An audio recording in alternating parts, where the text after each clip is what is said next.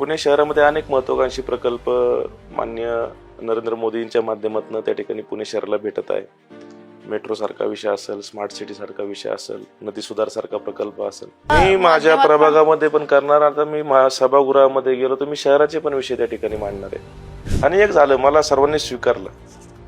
म्हणजे राष्ट्रवादी काँग्रेस पक्षाचे सर्वच कार्यकर्ते, सर्वच नगरसेवक, आजी माजी नेते आणि सर्वांशी परिचय होताच नाही असं नाही, आपण सर्व पक्षीय लोकांशी संबंध ठेवला होता. पण बऱ्याच लोकांना मी तिथं खूप आवडतो. आणि जणांनी आता नवस बोललेत माझ्यासाठी. म्हणजे कोण म्हणतं जगन्नाथपुरीला जायला लागेल, कोण म्हणतं बालाजीला जायला लागेल, तुळजाभवानीला जायला लागेल. माझा कर्मावरती विश्वास आहे आणि देवाची वरती श्रद्धा आहे. पण विश्वास मला या निवडणुकीवरती बसला की देव आहे.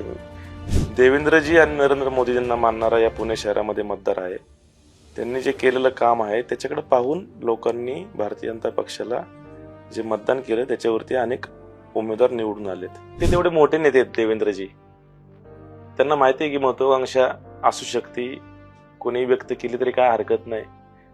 पण खालचे नेते तेवढे मोठे नाही ना, जिथं आम्ही महत्वाकांक्षा आमची व्यक्त केली ते तेवढे छोटे आहेत. त्यामुळे माझ्या नेत्याचा मला अभिमान आहे, देवेंद्र यांचा, अजितदादांचा, नरेंद्र मोदी यांचा.